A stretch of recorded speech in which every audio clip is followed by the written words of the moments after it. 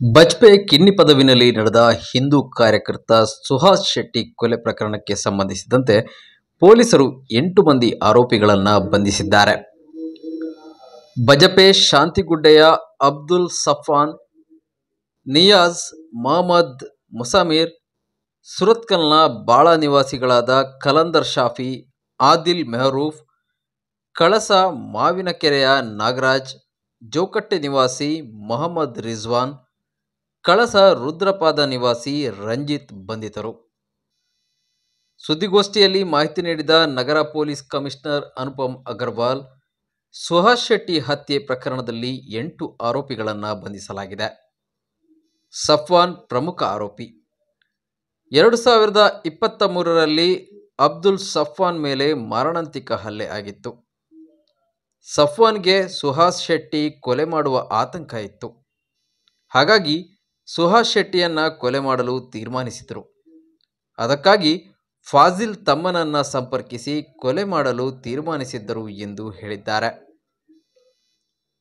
ಆರೋಪಿಗಳ ಪೈಕಿ ಅಬ್ದುಲ್ ಸಫ್ವಾನ್ ಮೇಲೆ ಈ ಹಿಂದೆ ಸುಹಾಸ್ ಶೆಟ್ಟಿ ಮತ್ತು ಸಹಚರರು 1 ವರ್ಷದ ಹಿಂದೆ ಹಲ್ಲೆ ನಡೆಸಿದ್ರು. ಇದಲ್ಲದೆ ಸಫ್ವಾನನ್ನ ಕೊಲೆ ಮಾಡುವುದಾಗಿ ಸುಹಾಸ್ ಅನಂತರವೂ ಬೆದರಿಕೆ ಹಾಕಿದ್ದ. ಇದೇ ವಿಚಾರದಲ್ಲಿ ಸಫ್ವಾನ್ಗೆ ಸುಹಾಸ್ ಮೇಲೆ ವೈಯಕ್ತಿಕ ದ್ವೇಷ ಇತ್ತು. ಇದೇ ವೇಳೆ ಫಾಜಿಲ್ ಸಹೋದರ ಆದಿಲ್ ಮೆಹರೂಫ್ ತಾನು ಸುಹಾಸ್ ಶೆಟ್ಟಿ ಮುಗಿಸಲು ಹಣಕಾಸು ನೆರವು ನೀಡುವುದಾಗಿ ಸಾಕಾರ ನೀಡಿದ್ದ. ಪೊಲೀಸ್ ತನಿಖೆಯಲ್ಲಿ ಆದಿಲ್ ಆರೋಪಿಗಳಿಗೆ 5 ಲಕ್ಷ ರೂಪಾಯಿ ನೀಡಿದ್ದಾನೆ ಎನ್ನುವುದು ಪತ್ತೆಯಾಗಿದೆ.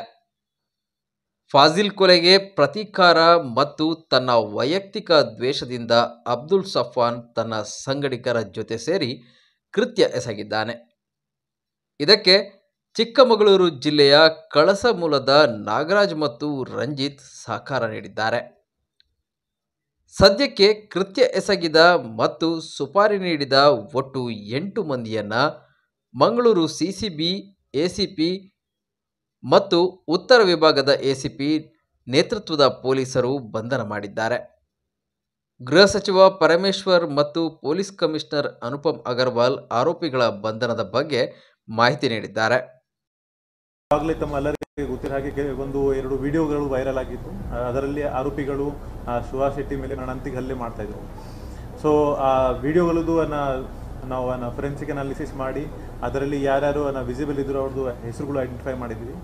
ನಂತರ ನಮ್ಮ ತಂಡಗಳು ಅವರೆಲ್ಲರದ್ದು ಐಡೆಂಟಿಫಿಕೇಶನ್ ಮಾಡಿ ಅವರಿಗೆ ಹಿಡಿಗೆ ಪ್ರಯತ್ನ ಮಾಡಿದ್ದಾರೆ. ನಿನ್ನೆ ರಾತ್ರಿ ನಾವು ಈ ಕೇಸ್ ಸಂಬಂಧಪಟ್ಟ 8 ಜನಕ್ಕೆ ದಸ್ತಗಿರಿ ಮಾಡಿದ್ದೀವಿ. ಈ ಕೇಸಲ್ಲಿ ಮೊದಲೇ ಆರೋಪಿ ಅಬ್ದುಲ್ ಸಫ್ವಾನ್, ಇವರು ಮುಖ್ಯವಾಗಿ ಶಾಂತಿಗುಡ್ಡೆ ವಿಲೇಜಿಂದ. ಅಬ್ದುಲ್ ಸಫಾನ್ ಮೇಲೆ 2023ರಲ್ಲಿ ಒಂದು ಮಾರಣಾಂತಿಕ ಹಲ್ಲೆ ಆಗ್ತದೆ. ಆವಾಗ ಧನ್ರಾಜ್ ಮತ್ತು ಪುನೀತ್ ಮತ್ತು ಪ್ರಶಾಂತ್ ಅಂತವರು ಹಲ್ಲೆ ಮಾಡಿ ಅವ್ರಿಗೆ ಗಾಯ ಮಾಡ್ತಾರೆ. ಸೊ ಸುರತ್ಕಲ್ಲಲ್ಲಿ 2023ರಲ್ಲಿ ಒಂದು ಕೇಸ್ ದಾಖಲಾಗ್ತದೆ. ಪ್ರಶಾಂತ್ ಮತ್ತು ಧನ್ರಾಜ್ ಇವರು ಸುಹಾಸ್ ಶೆಟ್ಟಿದು ಸ್ನೇಹಿತರುಗಳು. ಸೊ ನಂತರ ಇವರು ಎಲ್ಲ ಜೈಲಿಗೆ ಹೋಗ್ತಾರೆ. ಆದ ನಂತರ ಕೆಲವು ಕಾರಣದಿಂದ ಸಫ್ವಾನ್ ಅಂದ್ಕೊಂಡಿದ್ದು ದಟ್ ಸುಹಾಸ್ ಶೆಟ್ಟಿ ಒಂದು ದಿವಸ ಅವರಿಗೆ ಕೊಲೆ ಮಾಡ್ತಾನೆ ಅಂತ. ಸೊ ಈ ವಿಷಯ ಅವರು ತಮ್ಮ ಸ್ನೇಹಿತರು ಮುಜಾಮಿಲ್ ಜೊತೆಗೆ ಚರ್ಚೆ ಮಾಡ್ತಾನೆ ಮತ್ತು ನಿಯಾಜ್ ಜೊತೆಗೆ ಚರ್ಚೆ ಮಾಡ್ತಾನೆ. ಈ ಮುಜಾಮಿಲ್ ಮತ್ತು ನಿಯಾಜ್ ಕೂಡ ಸ್ಥಳೀಯ ನಿವಾಸಿಗಳು. ಸೊ ಇವರು ಚರ್ಚೆ ಮಾಡುವಾಗ ಒಬ್ಬ ಅವರು ನೋನ್ ಮಂದಿ ಮುಖಾಂತರ ಒಬ್ಬ ಆದಿಲ್ ಮೆಹರೂಫ್ಗೆ ಭೇಟಿ ಮಾಡ್ತಾರೆ. Adil Mehroof is younger brother of Fazil. ಅವ್ರದ್ದು 2022ಅಲ್ಲಿ ಕೊಲೆ ಆಗಿತ್ತು. ಸೊ ಕೊಲೆ ಒಂದು ಮುಖ್ಯ ಆರೋಪಿ ಸುಹಾಸ್ ಶೆಟ್ಟಿ. ಸುಹಾಸ್ ಶೆಟ್ಟಿ ಆ ಪ್ರಕರಣದಲ್ಲಿ 1 ವರ್ಷ ಜೈಲಲ್ಲಿದ್ದರು. ನಂತರ ಕಳೆದ ವರ್ಷ ಜೈಲಿಂದ ಆಚೆ ಬಂದಿದ್ದರು. ಸೊ ಆದಿಲ್ ಜೊತೆ ಮಾತಾಡಿಕೊಂಡು ಅವರು ಅವ್ರಿಗೆ ಫಿನಿಶ್ ಮಾಡಲಿಕ್ಕೆ ಒಂದು ಸ್ಕೆಚ್ ಹಾಕ್ತಾರೆ. ಆ ಸಮಯದಲ್ಲಿ ಒಟ್ಟಾರೆ ಒಂದು 5 ಲಕ್ಷದ ಮಾತುಗಳು ಆಗ್ತದೆ. 3 ಲಕ್ಷ ಆದಿಲ್ ಇವ್ರಿಗೆ ಅಡ್ವಾನ್ಸ್ ಕೊಡ್ತಾರೆ.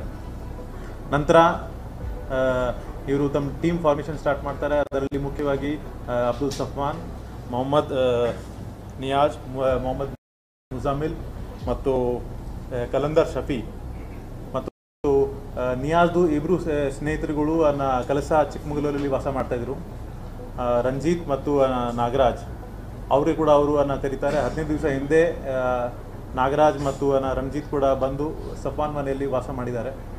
ನಂತರ ಇವರು ಸ್ವಲ್ಪ ಇವರಿಗೆ ಫಾಲೋಅಪ್ ಮಾಡಿದ್ದಾರೆ.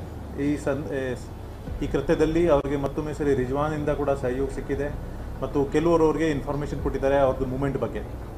ಸೊ ಇದಕ್ಕಿಂತ 2 ಟೈಮ್ ಮುಂಚೆ ಕೂಡ ಅವ್ರ ಮೇಲೆ ಅಟೆಂಪ್ಟ್ ಮಾಡಲಿಕ್ಕೆ ಪ್ರಯತ್ನ ಮಾಡಿದ್ರು, ಆದರೆ ಅದು ಸಕ್ಸಸ್ಫುಲ್ ಆಗಲಿಲ್ಲ. ಮೊನ್ನೆ ಅವ್ರದ್ದು ಎಕ್ಸಾಕ್ಟ್ ಮೂಮೆಂಟ್ ಸಫ್ವಾನ್ ತಂಡಕ್ಕೆ ಗೊತ್ತಾಗುತ್ತೆ. ಆವಾಗ ಇಮಿಡಿಯೇಟ್ಲಿ ಅವರು 2 ವೆಹಿಕಲಲ್ಲಿ ಈ ಕೃತ್ಯಕ್ಕೋಸ್ಕರ ಅವರು ಆ್ಯಕ್ಚುಲಿ 2 ವೆಹಿಕಲ್ಸ್ ಹೈರ್ ಮಾಡಿದರು. ಒಂದು ಬೊಲೆರೋ ಪಿಕಪ್ ವೆಹಿಕಲ್, ಒಂದು ಸ್ವಿಫ್ಟ್. ಸೊ 2 ವೆಹಿಕಲಲ್ಲಿ ಎತ್ತುಕೊಂಡು 7 ಜನ ಅವ್ರಿಗೆ ಚೇಸ್ ಮಾಡ್ತಾರೆ ಮತ್ತು ಒಂದು ರೈಟ್ ಲೊಕೇಶನಲ್ಲಿ ಮೊದಲೇ ಬೊಲೆರೋ ಪಿಕಪ್ಪಿಂದ ಅಡ್ಡ ಹಾಕಿ ಆಮೇಲೆ ಸ್ವಿಫ್ಟಿಂದ ಹಲ್ಲೆ ಮಾಡಿ ಆ ಸ್ಥಳದಲ್ಲಿ ಅವ್ರಿಗೆ ಒಂದು ಸಾಯಿಸಲಿಕ್ಕೆ ಪ್ರಯತ್ನ ಮಾಡಿದ್ದಾರೆ. ಸೊ ಅದಕ್ಕಾಗಿ 8 ಜನಕ್ಕೆ ನಾವೀಗ ಅರೆಸ್ಟ್ ಮಾಡಿದ್ದೀವಿ. ಇನ್ನೂ ಇಬ್ಬರು ಆರೋಪಿಗಳು ಈಗ ದಸ್ತಗಿರಿ ಆಗೋದು ಬಾಕಿ ಇದೆ. ಅವ್ರದ್ದು ಮುಖ್ಯ ಪಾತ್ರ ಅದರಲ್ಲಿ ಇನ್ಫಾರ್ಮೇಷನ್ ಪ್ರೊವೈಡ್ ಮಾಡೋದು ಮತ್ತು ಕಾನ್ಸ್ಪಿರಸಿದು. ಸೊ ಒಟ್ಟಾರೆ 10 ಜನ ಆರೋಪಿಗಳು ಇಲ್ಲಿವರೆಗೆ ನಾವು ಐಡೆಂಟಿಫೈ ಮಾಡಿದ್ದೀವಿ.